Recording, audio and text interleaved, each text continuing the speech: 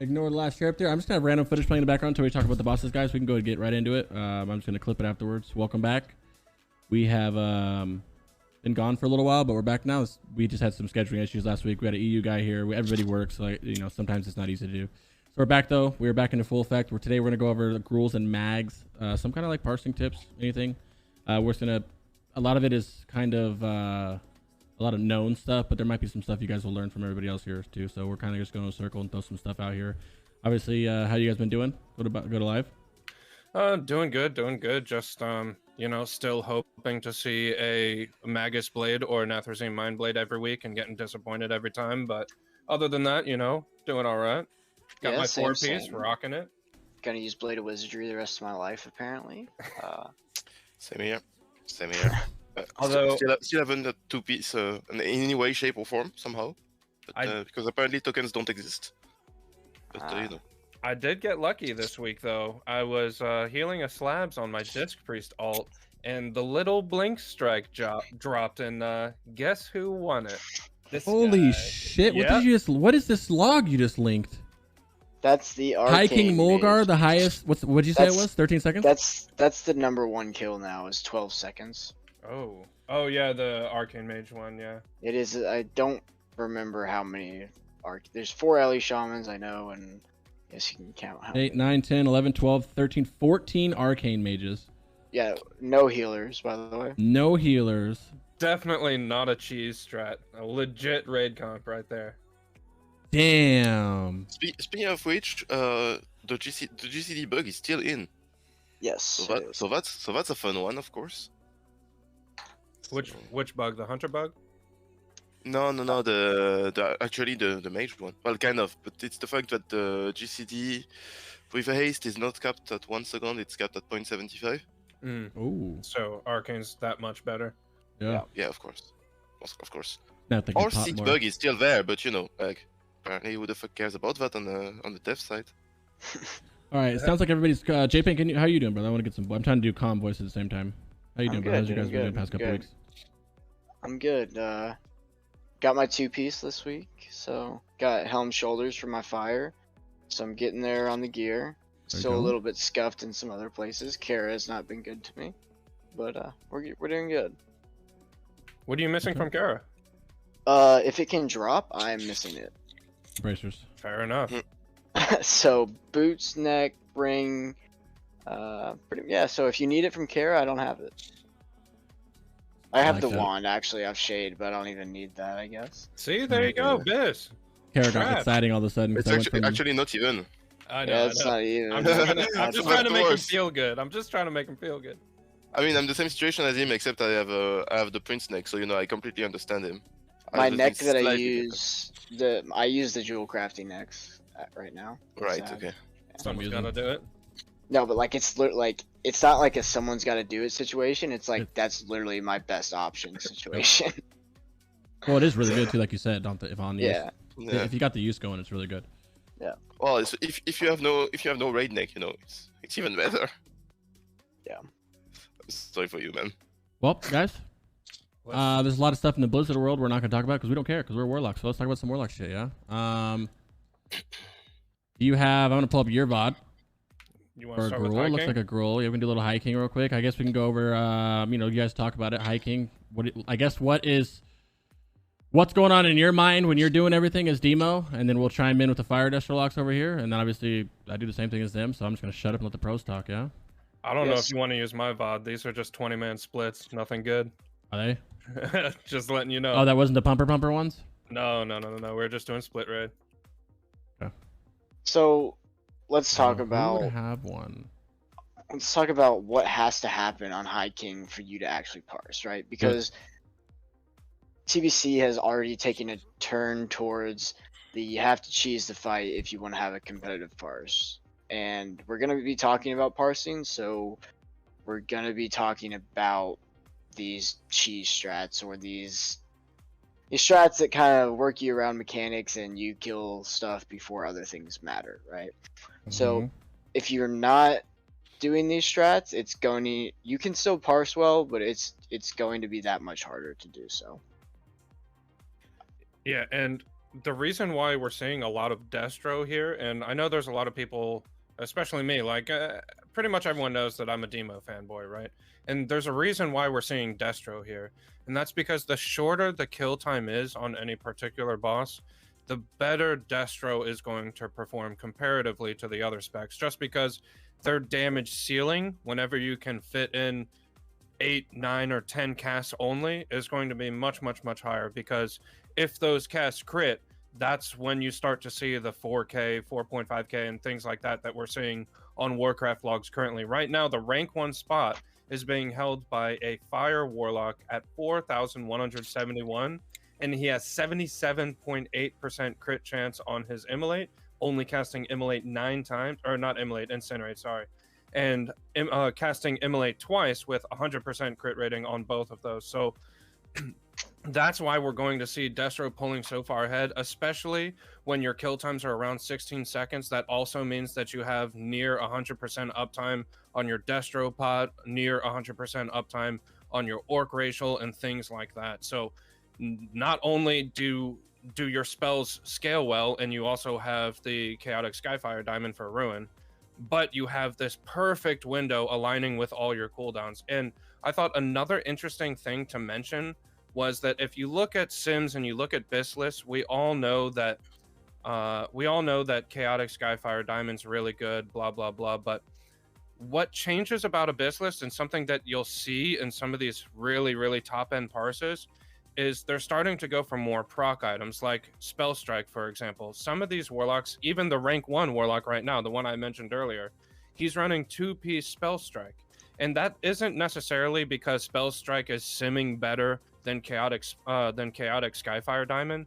But once again, whenever we look at a fight that is 20 seconds, 18 seconds, whatever, really, really short amount of uptime, the amount of uptime of that proc is going to be massive compared to a normal simulated fight. So you'll start to see them wearing proc items such as those more often whenever you get a 20-second kill time, because it's going to be up for a large percentage of the kill time.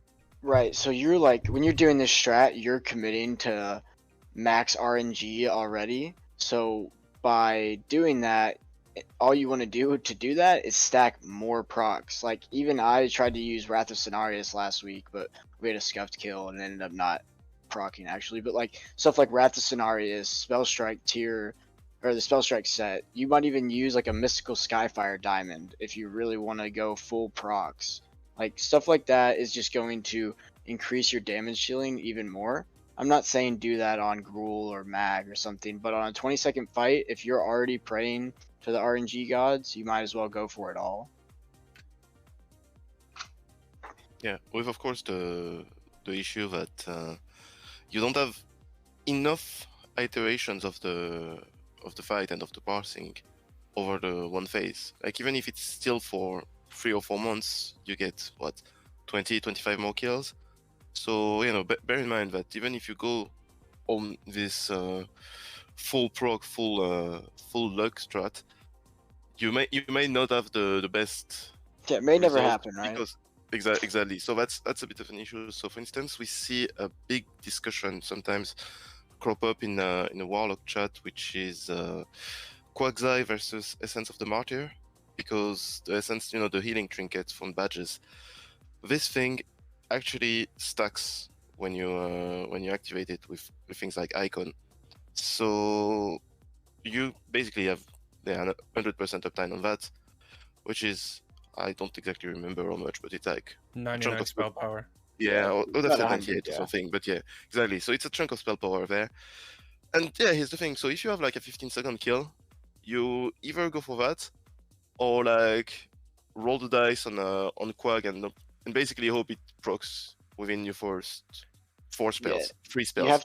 You have to hope it procs, and you have to hope that proc gives you another cast. Correct. Because gaining a cast on those 15 seconds is going to be more DPS than any possible piece of gear you can wear or trinket activation.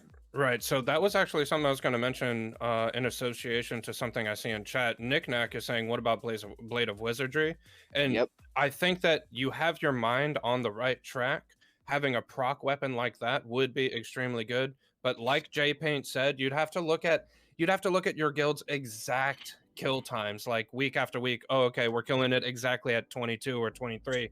And you'd have to see if that haste rating is actually yielding you 1 extra cast. If it is, then that's massive.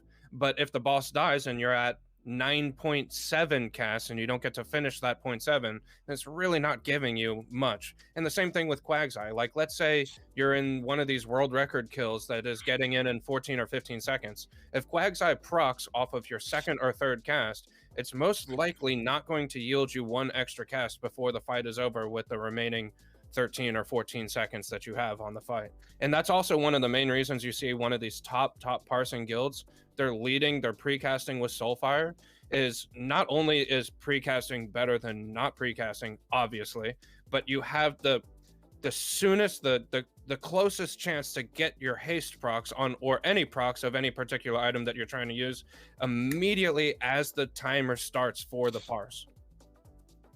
Right. Also, real quick about Soulfire, doesn't change anything because we can on short kills like that, any good tank can taunt look Maulgar.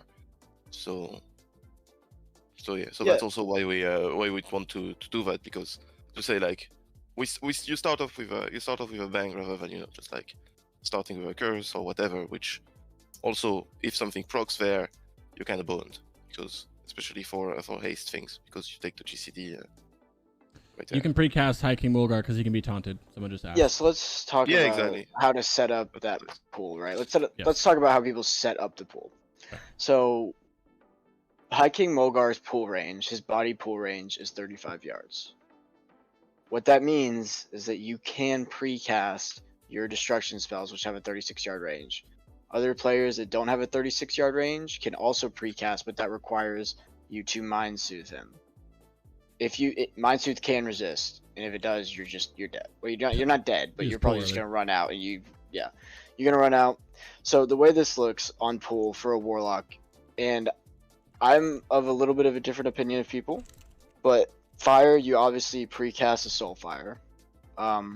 You need to look at your kill time, and you need to look at if you should pop your trinket on the Soulfire or if you should pop your trinket after the Soulfire. If your kill is 30 seconds plus, you probably shouldn't pop your trinket on your Soulfire, because you're going to just lose 4 seconds of it, and then you've got 10 seconds left basically on that. And then you won't have 100% uptime using it with Lust and stuff. Same thing for Lust. If your guild is killing it in over 45 seconds or something, you're not going to want to Lust before your precast. Most guilds, though, that are doing this are going to kill it in under 30 seconds, so pre-lusting your precast is fine. So for fire, Soulfire. For shadow, if you're really going for a max or the fastest kill time possible, I really think Soulfire is going to amount to less raid DPS, because you guarantee that your first Shadow Bolt does not benefit from ISB. And not only do you guarantee that, you guarantee that every Warlock's first Shadow Bolt doesn't benefit from it. I'm sure there's a very in-depth math analysis you can do, but from just intuition, I'm going to say that Soulfire as Shadow is not going to be worth it. And I would also say that pre-popping your potion and trinket and all that good stuff before the Soulfire is likely not going to be worth it unless you're one of those specific guilds that is like sub 15.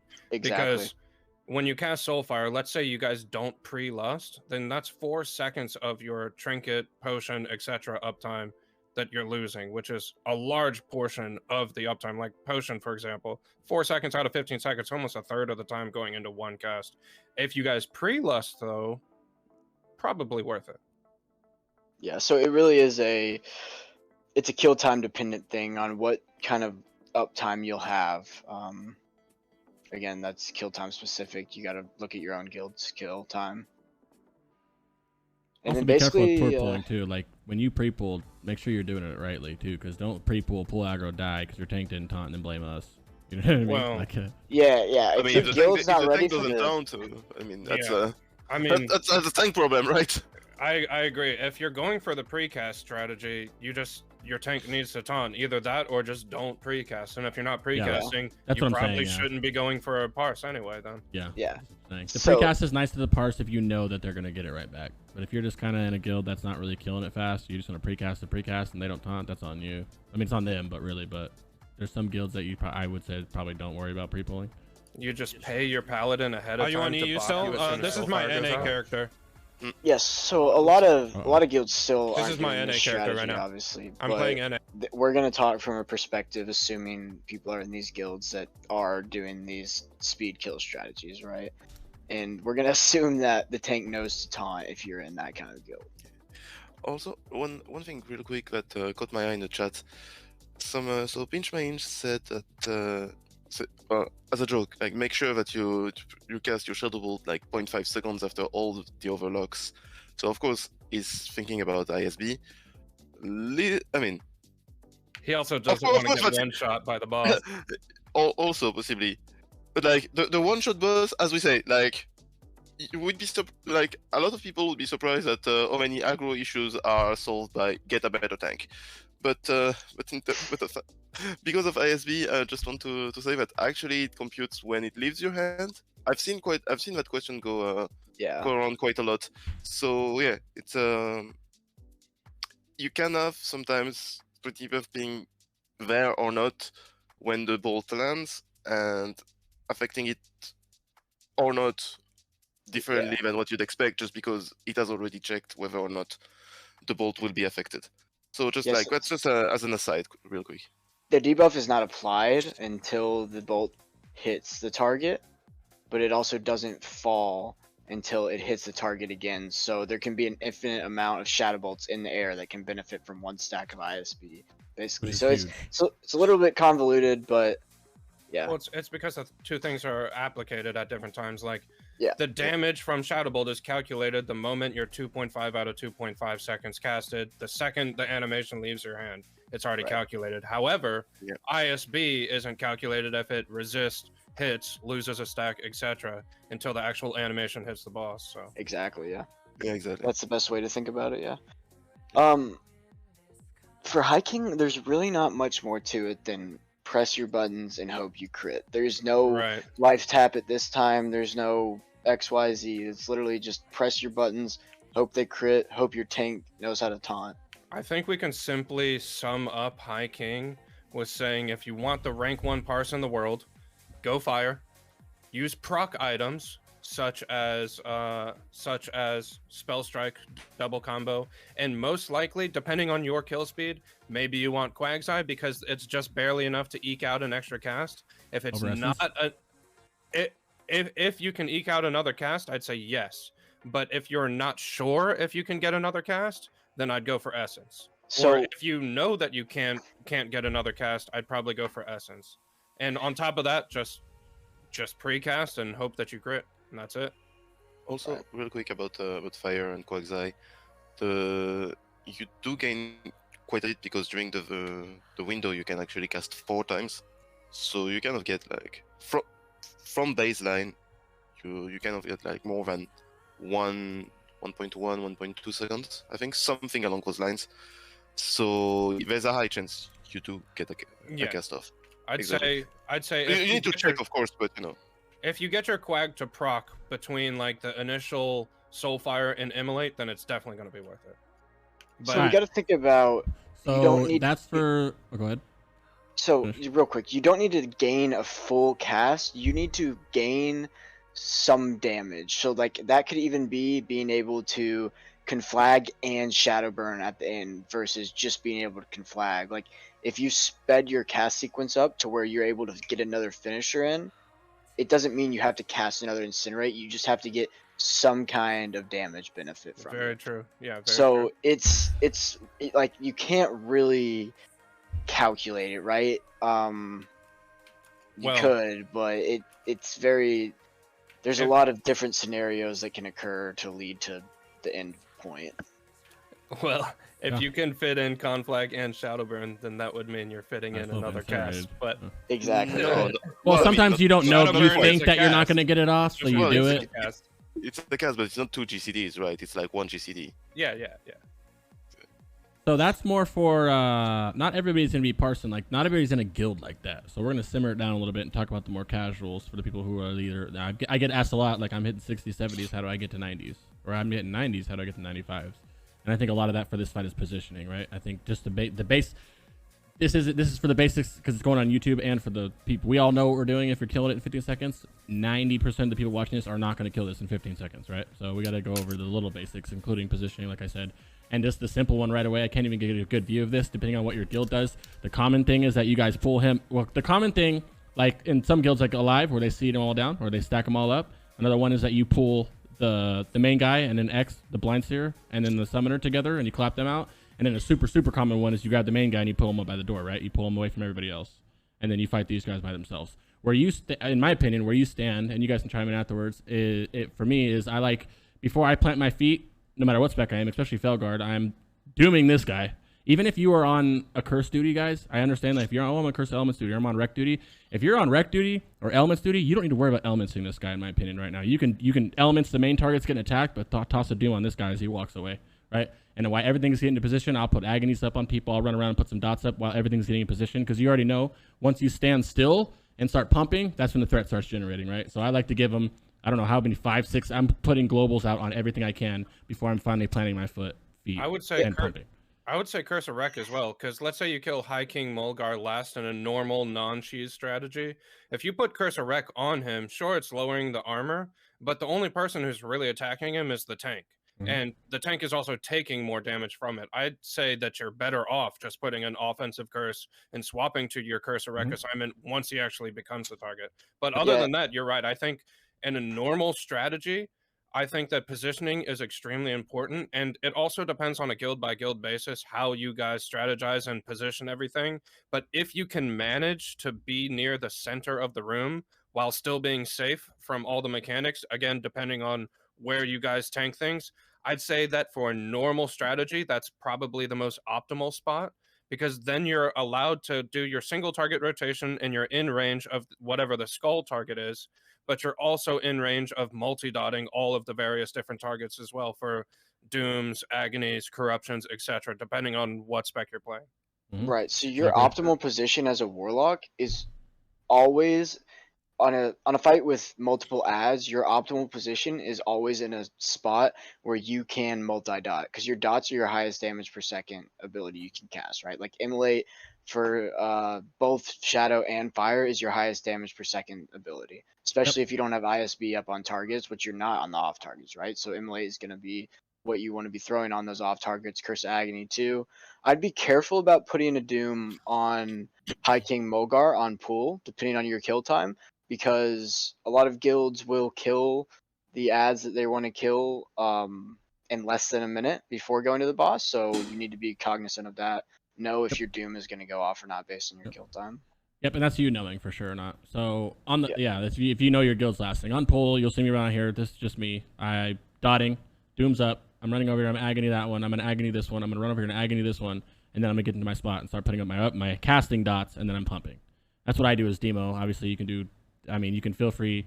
On the topic of this guy on the Fellstalker, so I know a lot of us know this, but just in case you do not know this, when you enslave him, he does massive damage, but that damage does not count towards your parse. So if you're sitting there like, dude, what the hell? I enslaved him and I'm fucking 2.k, 1000 DPS. Why is it not coming? He doesn't count for the parse. Like, so don't even worry about it. I ignore him actually, really, unless you're assigned to it, right? Because as a Felguard spec, you can't enslave that because you have Felguard. But if you're Fire Dasher or Shadow Dasher, you can enslave anything and still have your dim sack. So like, and you really lose nothing as a Fire Dasher lock doing that besides the cast of it, send him on the boss and keep pumping. 3 seconds, yeah. Yeah. Basically. So ideally, if you want to parse, you try not to be in the Felguard duty, Fel Hunter duty. Yeah. Yep. So I mean, I think that's... Go ahead. Yeah. Okay. So I was just gonna say, in terms of positioning, generally speaking, what I kind of like to do is be in a triangle between the two casters and myself, so that you kind of ensure that you don't get their their point blank AOEs, and generally that puts you fairly close to the center, at least on most cases where you tank him. I'd say where Crix is now is a great spot. The only issue is in Crix's guild in specific, they tanked High King kind of close to there. So that would be the only reason not to go in that spot. But if your guild tanked High King against the wall or against the doorway leading into Gruul or anything like that, then that middle position that he was just in is a fantastic spot just because of what Ryusei said. You want to stay out of the AoEs of the two casters. The Blast Wave will absolutely destroy you. The Arcane Explosion does damage to you and knocks you back, which means you're not casting and you have to move to reposition. Both of those suck. But the spot that Crix was in, he was out of range at both of those, but still able to reach the boss right in the middle there. It was a few seconds ahead, Crix. Yeah, I like about right there. Yep, yeah. I like being in the middle for that exact reason, right? That's the exact reason. And I also know that you guys can. I know that you guys have this like, oh, my tanks can taunt. That's good. I know they can taunt, but sometimes it's a little hectic, especially on pool. And you guys know this. Like in a lot of the guilds, the majority of them, it gets a little hectic sometimes. You might dot this target up X and skull, and you're doing your agonies, and all of a sudden, the next thing you know, you pulled off X, and you don't know why because your Felguard's sitting there cleaving it, and there's not enough threat on it, which can happen too. So just be a little careful. Yeah, I think that's. I like sitting right in the middle. I think that's mostly it for High King, though. To be honest, if you're not cheesing High King, you need to be in good positioning. You probably need to be multi-dotting. That's going to be the most efficient way to do it. Get to a position wherever your guild chooses to tank stuff. Get to a position where you're in range of the maximum amount of ads and boss. Yeah, and while we're here, moving on to Gruul, just do your raid leader a favor and stack behind the brutes, guys. That's all you got to do. That's literally all you have to do is stack behind the brutes. Yeah, if you don't I know stack someone's on listening these, to this I going, hate you. oh, fuck. That was me last week. It's been me if before. you don't stack on these ads, dude, I hate you. Mm-hmm. Please. The stack. Anyway, Gruuls. I guess the biggest thing about Gruul, I guess, would be the rock spots. Yeah, and I would argue, which I can show. I'd argue that front right rock spot is the best spot. 100%. You can reach that spot while the boss is Mind Soothed. So you can start the fight completely in position. Oh, sorry. And for those that don't know what I'm talking about, there's these, I'm going to show you right now. This is the doorway right here, and it's going clockwise around the room, right? There's these little rocks. What happens pretty much is, correct me if I'm wrong, is anything that's lifted off the ground has like a terrain bug or some shit, and you're technically not getting hit by Grand Slam. So any of these rocks right here, I haven't tested all of them, but the rocks for sure work. If you stand on these rocks during the pull, like get into position, kind of hard to get some of these with the range, but you can get a lot of these right. Because the common one for Warlocks is going all the way left or all the way right. Like that's the only two common one that people really do right. I haven't tried this log one, but that looks sus, so I didn't try it. But I've tried this one. I've tried this one. You stand on here, you do not get hit by Grand Slam. You can literally just pump to your heart's content. You obviously, someone can Grand Slam into you, which means you need to move from Shatter. But other than that, if you're over here by yourself, you won't get hit. You can jump on here, which bounces onto a rock too, and you will not get Grand Slam at all. I just sent you a video link of all the working ground spots. Thank you. Let's do that. I will say that this week I got on my rock on the right, and about 5 or 6 cave-ins decided to fall directly on that rock. Yeah, and just because you avoid the Grand Slam. But you're saying that this one is the best one to you? No, the next one. Okay, yeah, that's what I was saying. I like the next one and the next one. Yeah, the next one. This one is just dangerously close to being out of range, but the one to the right, the one to the right down there is totally solid. I would say though that these, and this is kind of one of the reasons why. So there's a few reasons why you see a lot of Fire Warlocks on this boss. Like compared to Magtheridon, you see a lot of Demo locks and a lot of Fire locks. They're kind of like neck and neck.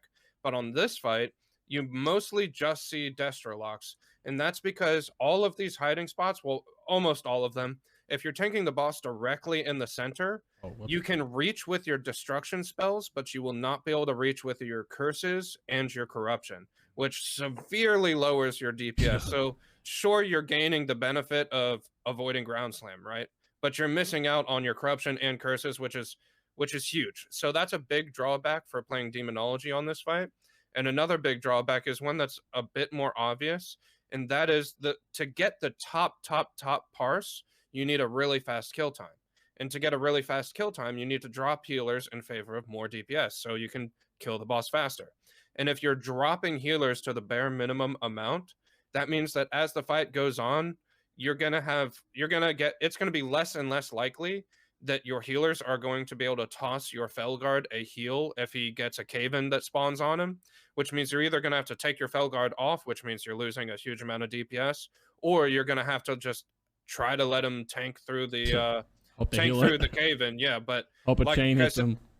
But like I said, if you're going for one of these top kill times, that means you're dropping healers, which means healers aren't always going to be able to heal your Felguard. So because of those two reasons, the Demonology spec is quite significantly worse than any sort of Destro spec, because Destro spec, you sit on one of these rocks, you can get on the rock before the pull even starts, and you just literally just sit there and cast.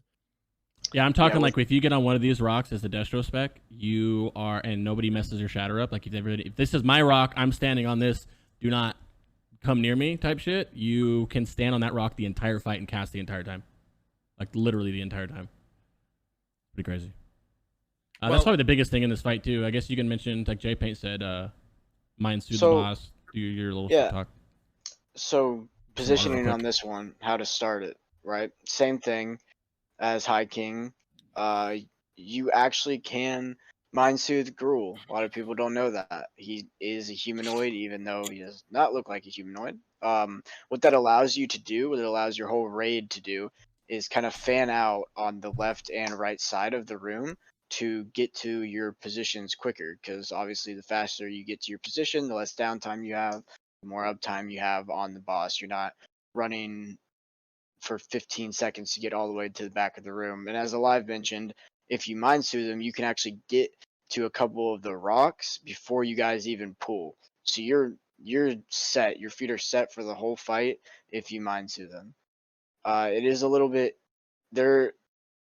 mind soothing Gruul is a little bit tricky. There is like very weird sticking points where he'll pull from. I advise that if your guild wants to try this, they need to mess around with it for a second. Expect to wipe while trying to get in positions. He has a little bit of weird aggro range where it doesn't really always seem like a equal radius, so mess around with it yourself if you plan to do it.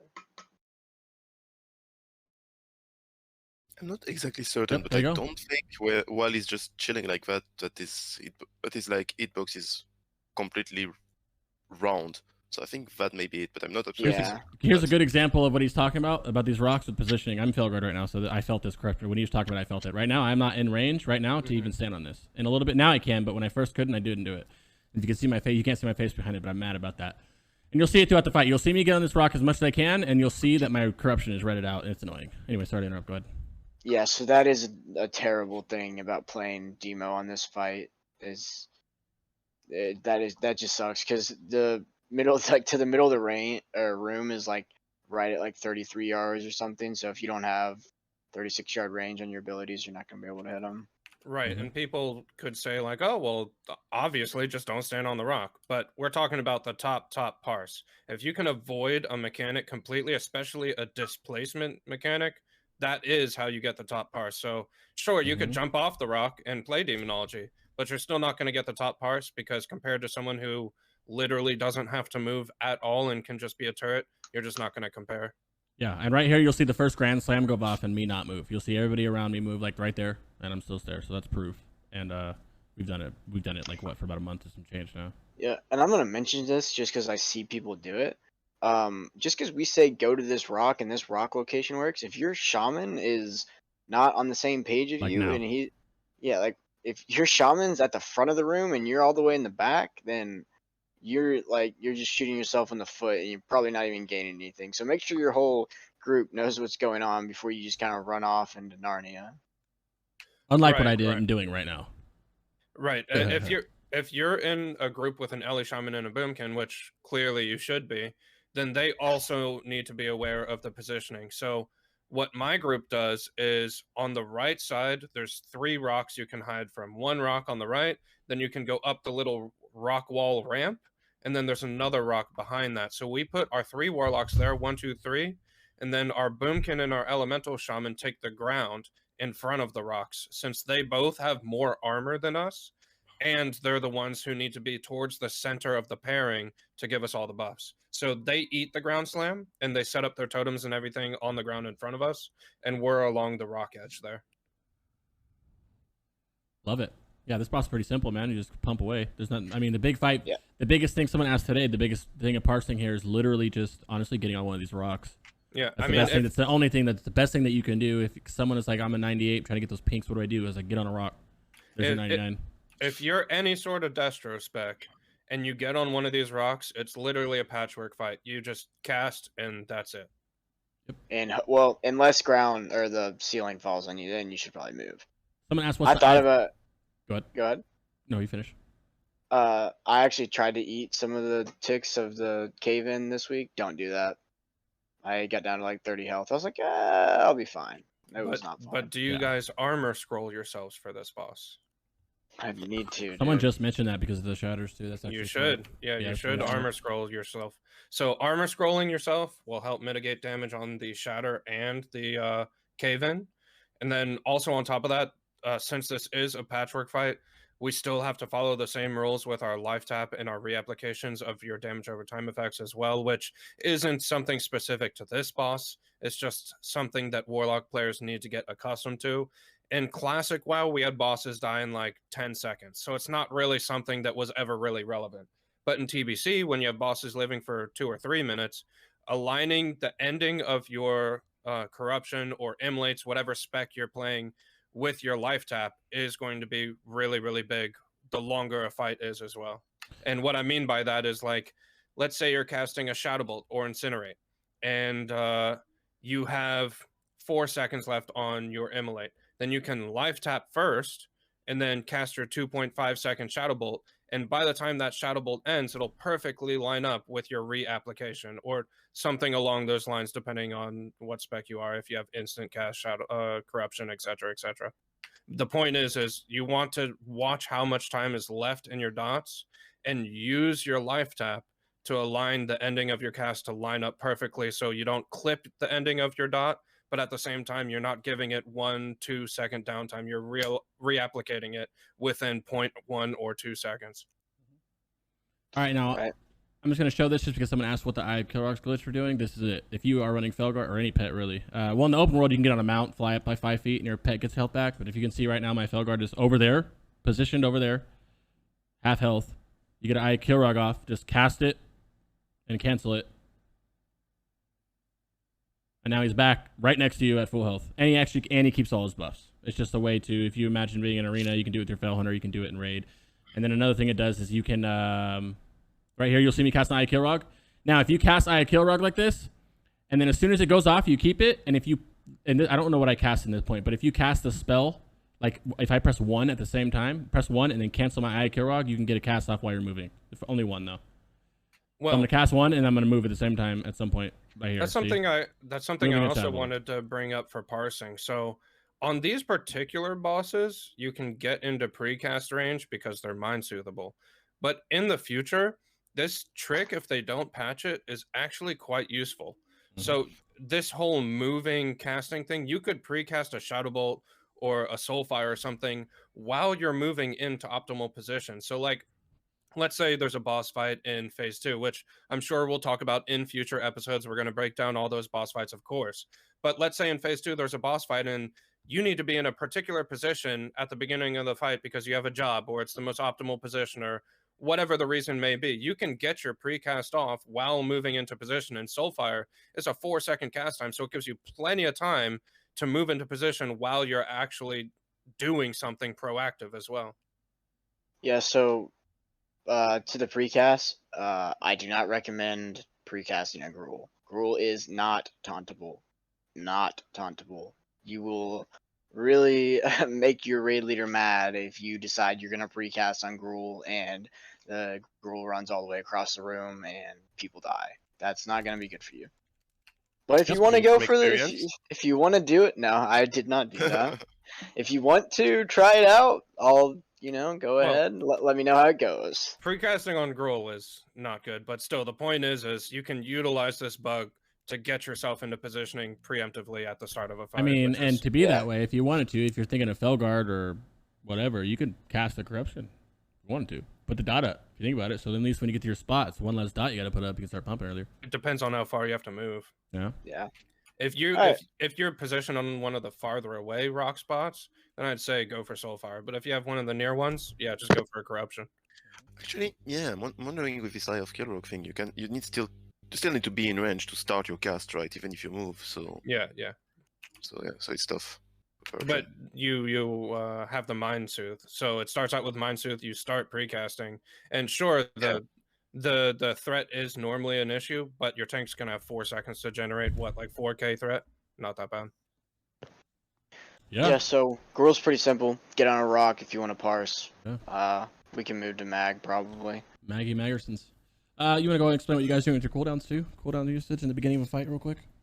On Gruul or on mag? Or just period, just usual cooldowns. I get asked a lot, so I always just I pop my cooldowns and I do. Like I put my immolate up and then I pop my cooldowns and doom and then pump. I don't like pop cooldowns, immolate, doom, pump. Which I know you're probably supposed to, but. So I tend to not have cooldowns on my first doom because popping cooldowns right away is a good way to have to shatter early and then die. Right. In my opinion. Mm-hmm. So also, I usually don't shadow have... weaving is never up right away too. I like to wait a little. I mean, it doesn't matter to you, but I like waiting for like a couple times. Well, Scorch. Oh, there you go. Right. Even better. There you go. Yeah. Yeah. So I always... It's 7.5 seconds, right, at best. So if you have one mage. What I always do is I always doom on pool. It's my first cast. Then I immolate. I incinerate 1 or 2. Once I see about 5 to 8k threat gap, it's all cooldowns. Because the worst thing you can do is pop cooldowns and your tank has 5 misses in a row and you're standing there doing nothing, right? Or you have to shatter 10 seconds into the fight and then you're screwed. So I don't pop cooldowns right away. I don't recommend it unless you're going for some. Even if you're going for, if it's not Maulgar, if it's not High King, you really shouldn't, because you put yourself in a situation where you can be unprepared for what's about to happen and waste it. Well, also looking at this from a non-speed kill perspective, like from a everyday guild, you'd also have to look at your boss kill time. Like, and some of these, faster killing guilds, we're seeing like 2-minute kill time. So it makes it more apparent that you only have 1 usage of cooldowns. You need to use it during Bloodlust, XYZ, you get it. But if you're in one of these guilds that maybe you're a little less geared or you guys are less experienced, whatever the reason may be, and you have a 3 or 4 minute kill time, then you're starting to be more incentivized to use your cooldowns early, because like potion cooldown, icon, and things like that, those 2-minute cooldowns are going to come back up a second time. And if you hold on to them for too long, like let's say your raid leader wants you to pop lust at 40%. If you hold on to your cooldowns that whole time, then you're only going to get 1 usage. You might as well use them on the pull or soon after you guys pulled, like after you get into position and your tank has a little bit of threat. And then that way you'll have it for a second usage later.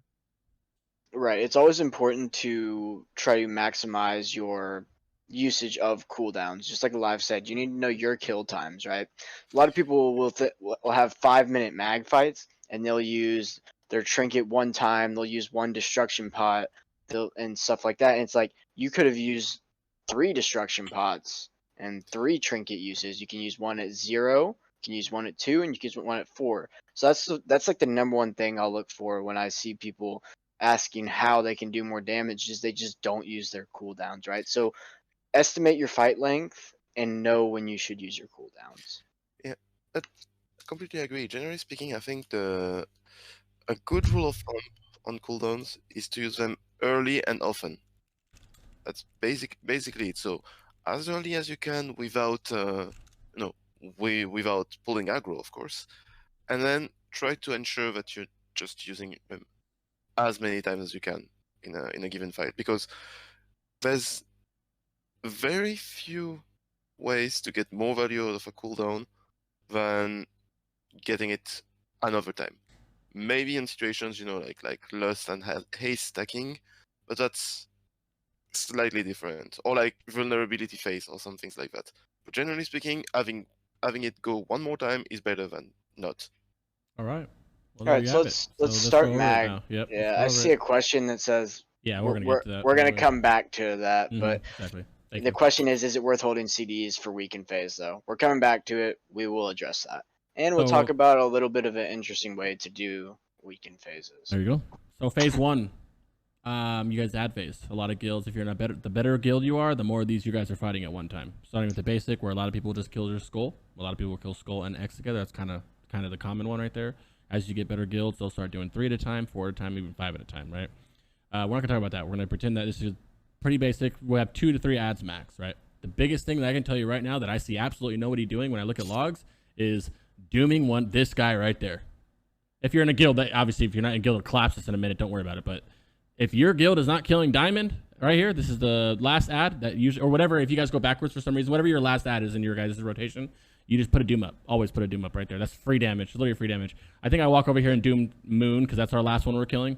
But you doom it, and then I run in there and I'll dot everything. This is Felguard, I believe I'm running. Yeah, I dot everything that's going to come over here real quick, and then you just pump away. I agree. Yeah. Per cast time, like 1.5 second cast time, obviously, since it's an instant cast for the GCD, Doom gives you the most damage for the cast time invested if you can get it off. So, like you said, I agree. That's the best thing for you to do opening up on this boss, but really it just depends on how fast you guys are killing these. If you're one of those guilds that's cleaving 4, then moving to 1, then you're probably not going to get the Doom off. If you're in one of the guilds that's doing 3, 2, and 2, or 3, 1, and 1, or 3 and 2, or 3, 1, and 1, then maybe you'll get the Doom off. If you're doing just 2 mobs at the initial pull, then you'll most certainly get it off. And then beyond that, just multi-dot the ads. The only thing I would say is I would not multi-dot the ads if you're going for a 4-pull setup, because then seeding would take priority over multi-dotting. I will say just the inner raid leader coming out real quick. When you see a burning abysmal come out, stop what you're doing and banish it or fear it. Go ahead, Jpaint. Another thing from a raid lead perspective is if your guild is not cleaving these down, you have kill targets. Yeah, your parse is going to be your highest potential parse is multi-dotting, right? But like if your guild strategy is to just delete these things one by one, maybe consider, you know, single targeting. It'll lower your damage, but it's gonna help your raid. So this is a big fight where phase 1 you can pad yourself off. That's what a big fight is. This is padding. You can pad or you can focus up more on it. But you get a lot of good opportunities for damage here. The way you pad is you don't use Curse of Tongues, you multi-dot, and you don't banish. That's how you pad phase 1. To be honest, you just get all the other warlocks to banish.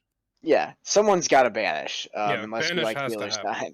Yeah, unless someone's got to do it. It's just better for everybody to banish. Just have all the warlocks banished and fear out when you can. No need for everybody. Yeah. It's the safest thing to do. Just and the same time is I know a lot of people complain about these having to do Curse of Tongues. So out of these 5 ads, when these 5 ads come up, if you guys are fighting Skull next, you don't need a Tongues of Moon and Diamond because they're way over here. Yeah. They're just hitting the tank only. Yeah. Like I see some guilds going over there like, okay, we have 4 warlocks, each of you tongues a target, when really you just have one person tongues 2 targets at a time. You don't need to go around and dot. You don't need to go around and put tongues on all these back ones because they're not going to be hit for a while. You're just running over there for no reason. And you'll run over there and probably hit a bolt at the same time, which is really bad, especially if you're Felguard. Yep. So I think we can sum up phase 1 by saying if you are doing a 3 1-and-1 method, as in stacking 3 ads or less, then I'd go for multi-dotting, leading with a Doom if your guild kills it slow enough for the Doom to come off. But if you're going for 3 ads stacked up at the beginning or more, then lean into seed. I would say that Jpaint, yeah, you're right. Single targeting is probably more clean and efficient for the raid, but is not going to get you the big dick parses. Right. For phase 2, phase 2 is pretty simple. Go ahead. It was simple until about a week and a half ago, right? Yeah, when you just constantly channel. So let's talk about it. I'll rewind it because we just did it. I'll rewind it. Go ahead and talk about it. How Mag is kind of turning into another High King situation where, not per se, but there's a mechanic that you can abuse that most people don't. I mean, they know it's a thing, but they don't consider doing it. Right? It's the same thing. So obviously when you channel, right, it interrupts Blast Nova and it puts Mag into a weakened phase where you do 2 times damage. And most people think, oh, well, okay, we're just going to do that every time he does a Blast Nova because that's the mechanic, right? We're going to interrupt this. He's going to take more damage. When in reality, you can actually banish him whenever you want and create that weakened phase at any given point. So what you're going to see guilds doing is they're going to lust, and Crix is about to show it on screen, I believe. They're going to lust right on that first banish, right? And then they're gonna get that first one that interrupts the Blast Nova, and then they're gonna chain 2 to 3 more complete Vuln phases all the way through this Lust. And by the time these 3 banish phases are over, everybody's hoping the boss is below 30%. You've already had the ceiling fall in, and you only have 1 more Blast Nova, maybe. So this is something that's gonna really, I think, come about for even more casual guilds to start doing, kind of like people have started to get into the High King burn, even in not casual guilds, but just competitive guilds. I think this is something that's going to start coming out, and it's going to be very hard to parse if you don't start doing this, basically. I don't think you will get. I think you can get a good parse by not doing this, but if you're chasing a top parse, it's not going to happen unless you're doing this. Yeah. Crix, I just sent you a VOD. Yeah. And we did this strategy. We had a few alts in, so it wasn't as clean as it could have been. But Alive's making us get ads, guys. Here we go. Those good old pre-rolls. Nice. More revenue. Thanks. Yeah, so it's another thing that's becoming a little bit of a cheese. Kind of, in my opinion, sucks that phase 1's kind of like this, where all there really is to do is to try to abuse mechanics, but it's okay. Well, I think there's something really important that we can mention leading into phase 2 as well, and it's something that I see people fuck up on all the time, and that is, let's say you don't have a curse assignment. That means you get to Doom. Great. Awesome. Doom is amazing.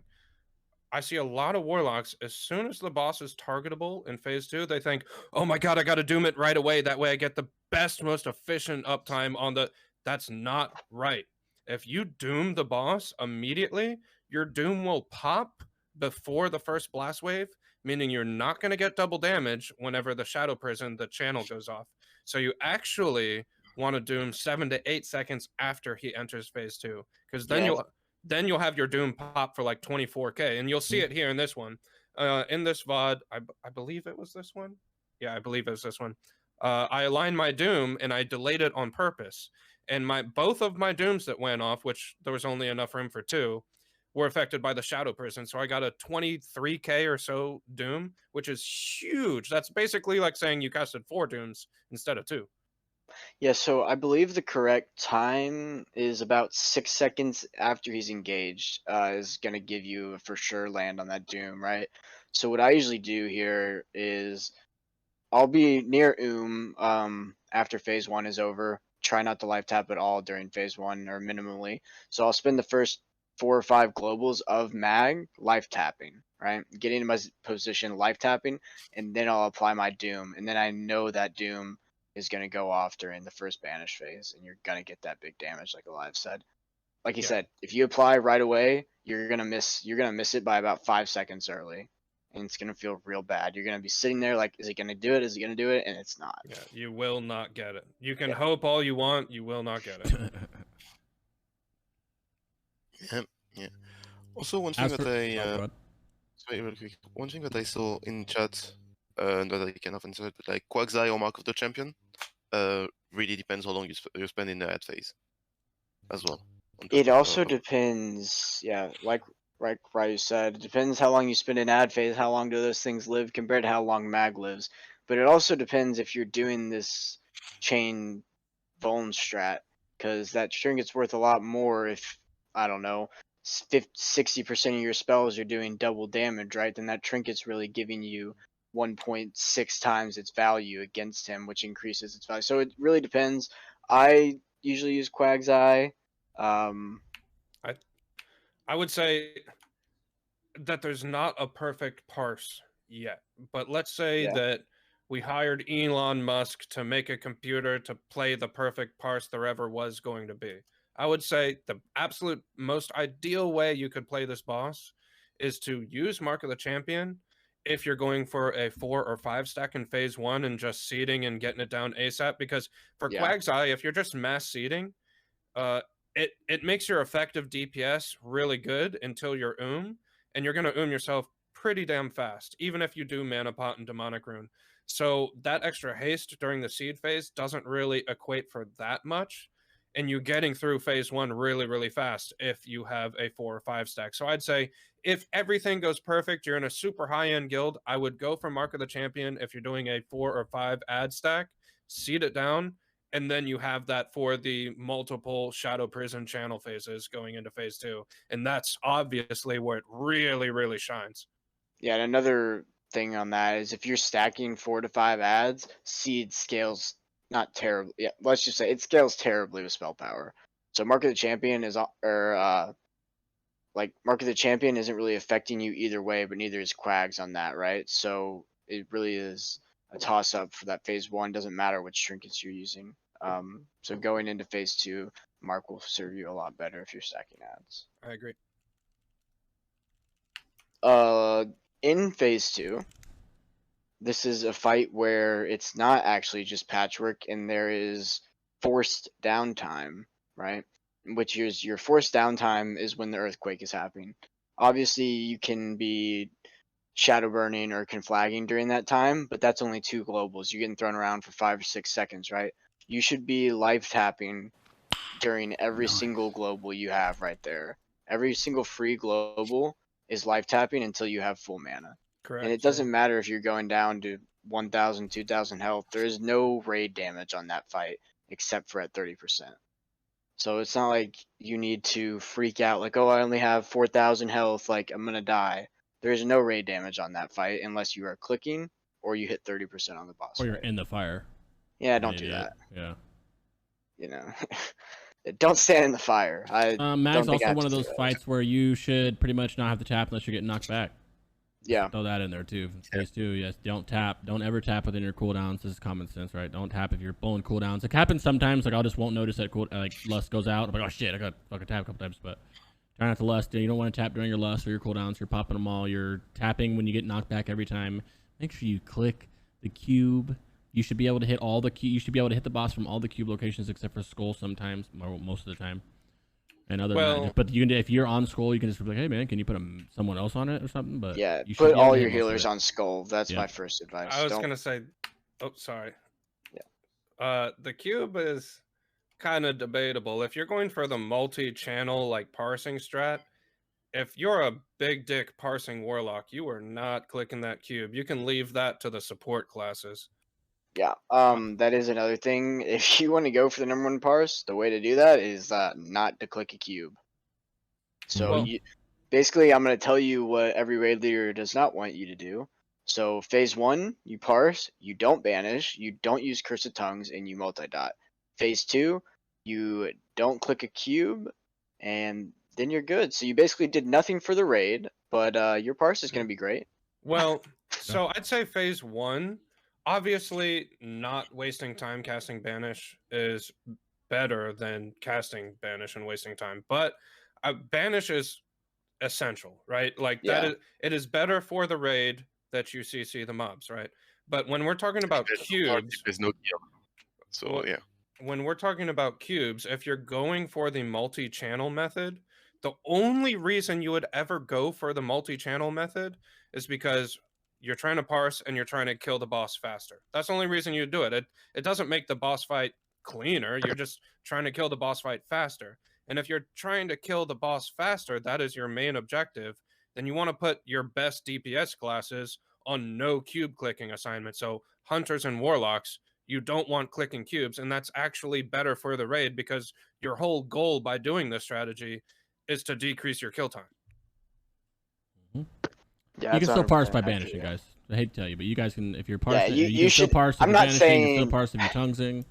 I'm not saying don't banish. I'm just saying that the maximum damage is to not banish. I banish, of course. Well, you can notice too is if you see, you notice your guild killing things kind of fast. Like, what if they don't kill by the 4th rotation and you're the 4th clicker? Then you can be like, oh, hey, you want to swap with me for one time, and I can get that 4th click since we're killing it fast enough. You know what I mean? Stuff like that. But even if you do have to banish, it's not like your parse is ruined. Like, for example, 2 weeks ago, my guild does 3-stack method. Obviously, our Warlock's DPS would be higher if we were stacking 4 or 5 because seed is better. But we went with 3-stack method, and I was the top amount of banishes casted, and I still did 2.2k DPS as demo. So just because you have to banish does not mean like you're completely screwed and you can't parse at all. That was good. 100%. Well, anything else on the mags, guys? Can you think Demo of is anything? Demo is a good for is a good candidate for these ancillary tasks because it has the fail guard that keeps on pumping, and 2 dots. Yeah, I think having 2 dots to rotate during the the pop up, so you have constant damage going on during the knock up part of the phase, and then on top of that you have your Felguard attacking. You have a lot of your damage profile going on without you actually having to cast anything, which is really, really nice. So I prefer any sort of disrespect. Obviously, Fire does more than Shadow for Gruul, but for Mag in specific, I think Demo's the way to go. There are good Fire parses as well. I don't think Fire is bad, but I think Demo's pretty well suited for that fight. It also has better AoE too, so Correct, if you're stacking ads, Yeah. Demo is always gonna be the highest possible AoE damage. Yeah, I agree. Anything else, guy? Well, no, you're good, right? I think that was the end of it. That was. We're just doing that. We're not doing Karazhan today. I don't know if we're. I mean, we could do a Karazhan maybe at some point, but I feel like Karazhan people don't care about it as much, right? Yeah, Yeah. we could talk about Karazhan, but there's not. Well, I don't care about it enough to do it. Not honestly. today, no. Yeah, not today. Yeah. So- for the people watching this on YouTube and the people in chat, the reason why us 4 and a lot of the Warlock community, at least the parsing community, don't care about Karazhan, because I know there's a lot of people out there that do care about it, and I've even got PMs like, oh, what's the best parse for Moros or whatever. The reason why a lot of us don't care about it is because Warlock DPS is heavily, heavily affected by raid composition, like most other classes are. And it's really unlikely for you to get a group that has a Boomkin in it, and a Shadow Priest in it, and a Fire Mage in it, and also... And you have 3 blessings. Right, right. So it's hard to say, like, oh, look how well I did in Karazhan on this boss, because who are you comparing yourself to? People who don't have a Shadow Priest in their group? People who do have a Shadow Priest? People who have a Fire... It's hard to compare yourself, because in 25-mans, almost every group has those buffs and debuffs. But in 10-mans, the group composition is extremely volatile. Yep. What real quick question, chat? Forgot to touch on it. Someone said just a quick note on CDs in the weaken phase. Yes, you want your CDs to always line up with the weaken phase, if at all possible. But that is it's not true if you are going to lose a use of your cooldowns, right? If you're gonna lose a use of your cooldowns by saving for a bandage phase, you might as well just use 2 instead of saving for that 1. Yeah, I'm generally waiting like I think 10 seconds. I think that's what's left, something like that. Yeah. Yeah. Anything else you guys want to chime in on? Both 25s? Can take a few questions if anybody needs. I know Ryu has to head out. To go, Yeah. So yeah, exactly. So we'll let him I'll get leave out you of guys here. to the question. Yeah. Take care, Ryu. And I love you, brother. thanks, guys. Appreciate it, man. Yep. See you No. on the next Lock Talk. No, And I see you, love him. everyone. No, No. I love you more. No, I love you more. Shit, man. Yeah. So Bye, guys. we can take a few questions before we call it. Let's do it. As Fire, if you're doing the seeding strat, do you still use Spellfire or do you switch to normal spell powered gear? So that is Area. it's an interesting question. There's obviously a break-even point where wearing Spellfire isn't worth it, right? But let's talk about the big thing you need to do if you're doing this as Fire, if you're stacking them. What you need to do 100% is you're gonna sack a Succubus at the start, and as soon as the ads die, you're going to Feldom out an Imp and sacrifice that. Now, that means that if you do wear Spellfire for phase 1, your seeds are gaining no spell power benefit from those 3 pieces of gear you're wearing, right? But as I mentioned before, seed does not scale well with spell power. It scales a little bit, but it honestly won't even be noticeable that you don't have that spell power from Spellfire. Yeah. So I would still wear Spellfire and just sack a Succubus, and then Feldom out an Imp, sacrifice it. That's how I would play it. Thoughts, anybody? To put it simply, you gain more damage in phase 2 from the Spellfire bonus than the damage you were to lose by swapping into other gear for seeding in phase 1. Exactly, yeah. It is, for the overall encounter, it is not profitable. Let's grab another question if we got one. Should I use my demo gear and swap to fire destro talent for Gruul?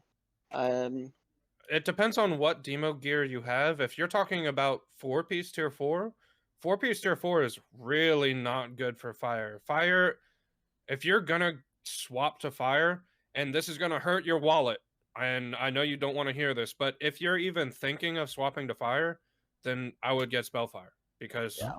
I just did it. it's just huge for fire. So if you don't want to invest in Spellfire, I'd say just stay Demonology. Demonology is not terrible on Gruul. You can still get, like, depending on how good your gear is, and if you guys are double lusting, or there's a bunch of different factors, but you can still get like 17, 800, or 18, 19 DPS, 1900 DPS on Gruul. It just depends on RNG. Like, did you get popped into a safe spot where, like, let's say you ate a ground slam because you can't use the rock positioning, and you immediately got put into a safe spot and you could just keep casting? That's going to affect it. Or did you not get put into a safe spot? Did you get low health? Did you have to use your Hellstone instead of Demonic Room? There's a lot of different factors that go into play there, but I don't think Demonology is straight up terrible. And if you don't want to wear Spellfire, if you don't want to craft it, you don't want to invest your money in it, just stay Demo. Yep. There you have it. Question about timing dooms with weekends. Do you guys bother trying to time dooms after the first one? So the first one, obviously, you said is about, I think you cast 6 to 7 seconds after engagement, and it's gonna land. Yeah, about After- 7. Yeah. After that, it becomes a little bit harder to manage because you don't want, if your guild is just doing the strat where you interrupt every blast nova, right? You do not want to use your doom straight on cooldown. So as soon as that first one pops, you don't want to use the second one. I forget what the exact time is. I think if you wait, Well, Go ahead. if you go with the 3-channel method, like 3 right? I channels was gonna back to say back, that. Yeah. then your 2 dooms will always 100% line perfectly. Yeah. If you're going for that triple or quadruple channel method, it depends on the DPS of your guild. Like, if your DPS is fast enough, you can go for the quadruple. If your DPS is not fast enough, you go for 3 back to back, and then you hold the 4th for a blast wave. Yeah. So it really just depends. But if you're at least going for a triple channel, your second doom will align. And if you're not doing the triple channel or quadruple, if you're just doing normal strat, interrupting blast novas, your first one is at 7 seconds in, and then your second one needs to be about 10 seconds after the end of the first blast nova. That's what I would say too. 10 Right. seconds. Is what it needs to be, and then you keep that pattern going. But it gets a little bit tough on the third one. I don't think there's a good way to make the third lineup, but typically you're not going to really have time for a third in most Yeah. kills. Like at that point, you already that would make your kill already 3 minutes and 30 plus seconds just on mag. So that's pushing a little bit of time too. It's So unlikely for most guilds to be getting a third, but I think you answered this question relatively well. The yeah, second doom, if you're doing a standard kill, no multi-channel method or anything, I'd say delay it by about 10 seconds and you should be fine. Because that delay, you could say, oh, it's going to hurt me because I'm not having a curse up for 10 seconds, but you're probably not going to get a third doom off anyway unless your guild is killing it really, really slowly. yeah, exactly. Yes, a couple more for Gruul's cave-in. Targets pets, yeah, targets pets. That's the thing that's going to kill your pet, actually, is just a cave-in. Well, something that you need to tell your melee on Gruul as well. Melee have a bad habit of just immediately going to the very, very, very center back position of the boss. And they don't need to be directly in the center back position. They could be slightly off to the left or slightly off to the right. So on Gruul in particular, it's useful to, like, if you're playing Demonology, to say, like, hey, you guys mind if you DPS the boss slightly on the left or right, not directly stacked on the pets? That way you decrease the likelihood of a cave-in spawning on your pet. Yep, that is a very good point. right, guys. Any other last second questions before we head out? Next week's episode, we're not sure what it's going to be about yet. I was contemplating a Kara one, but I'm contemplating doing a T5 one. I don't know if we should do a T5 discussion. We could do a couple episodes at a T5, really, though. I'm super hyped for T5. Sadly, I would love to be moving on to T5 because I think all 4 of us are extremely hyped for T5, and even people like the viewers are pretty hyped for T5. The only issue is we don't even have an announcement from Blizzard for Phase 2 yet. So if Okay. we start phase 5 content now and you guys want episodes weekly or even bi-weekly, then we're going to be mostly done phase 2 before phase 2 is even out. Mm-hmm. Yeah. So we'll definitely have to give it some thought, chat, and see what we're going to do for the next episode. But I'm sure we'll come up with something good because it's TBC. There's pretty much endless things to talk about, especially if you want to get into the. I can go over strats and everything for every boss in TK5 right now. We can do it forever if we wanted to. But then what are we gonna do at T5? When T5's out, what do we do about the There's episode? so many nitty-gritty things we could get into. I'm sure we'll find something. I think we'll do a Kara one at some point too. I think it's worth it. Yeah. I mean, you don't all have to be here, but I know I'll personally do one. I believe the Kara speedrunning meta is going to kind of develop over the next couple weeks. So I think we'll have some more in-depth analysis, some VODs of some actual speedruns of Kara. I know a few people have done it, but they've been doing some like pre-clear shit and all this invis pot skips with no trash requirements. But I believe Logs is going to publish a trash requirements, and then I think people will really start speedrunning Kara, so that could be something interesting to look at. Something else that we could do is, and it's T5 related, is we could make an estimation, like a guess at what the T5 speedrunning comps are going to be for SSC and TK, and then later on when phase 2 comes out, we can make a video of us going back and looking at it and saying, were we right? How close were we? Were these classes used more or less than we expected? Yeah, that'd be interesting for sure. I think that'd be really interesting. Dark Forces says talk about PvP. PvP episode I will be doing. I'm not sure if these gentlemen will be here because they don't PvP, but they're more than welcome to come. I got a couple big brain multi-glads coming for a PvP episode, which might either be, I'm thinking either Karazhan next week or a PvP one next week or vice versa. Should bring in cargos for that. You already know. Cargos, some spankies, some shit. Yeah, we're gonna get some good stuff. We can think of some episodes. That's why we try to keep them shorter so we can, you know what I mean? Does Fire Destro fall off in tier 5? No. Nope. I also we should do a fire discussion. I mean, a T5 discussion. Yeah. Well, I mean, I'm down for that. I'm just worried for, going into it too early. But I mean, I'm still really excited to talk about anything T5, like sims, BiS lists, gear you want to keep, specs that are good on what bosses and why you want to run a certain spec for the overall dungeon, even though one spec might be better on one particular boss fight. There's just so many things to talk about. I agree, brothers. With that, we're going to call it. It was a good episode, a little bit longer, but that's okay with me. I love the long ones. You gotta love the long ones. We'll see you guys. We'll try to plan. We will be here for next week. We don't know what it'll be yet, but it'll be something next week, guys.